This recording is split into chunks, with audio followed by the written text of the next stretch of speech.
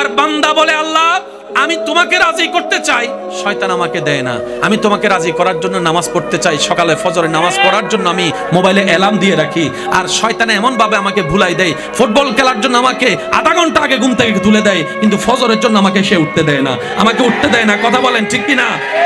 আমি তোমাকে খুশি রাখার জন্য হালাল ইনকাম করতে যাই, কিন্তু সে শয়তান আমার বউয়ের মাথায় ভর করে বিভিন্ন কথা শুনাই, আমাকে এই জিনিস সেদিক বুঝায় আমাকে সে 2 নম্বরই কাজ করতে দেয়, আমার বন্ধুর কথা শুনে আমাকে সে নেশার মধ্যে ঢুকাই দেয়। আল্লাহ আমি তোমাকে খুশি রাখতে চাই, কিন্তু শয়তান আমাকে দিচ্ছে না। বিভিন্ন বন্ধু বান্ধব এসে আমাকে এমন এমন কান পরা দেয়, অনেকে সুদে লেগে গিয়েছে, অনেকে খারাপ কাজে লেগে গিয়েছে, অনেকে 2 নম্বরের কাজের মধ্যে লেগে গিয়েছে। কথা বলেন ঠিক কি না?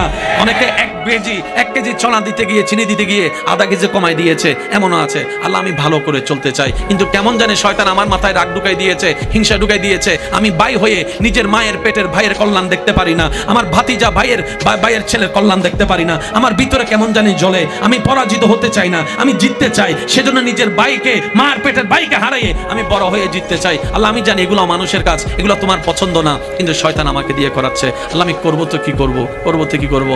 রব বলে যে আমাকে কি সত্যি তুই খুশি করতে চাস? আমরা বললাম আল্লাহ চেষ্টা তো করি তোমাকে খুশি করার, কারণ জমিনটা তোমার, তুমিই থাকতে দিয়েছো, দেহটা তোমার, তুমি আমাকে দান করেছো, চোখ 2টা তো তোমার করা দান। সুবহান আল্লাহ।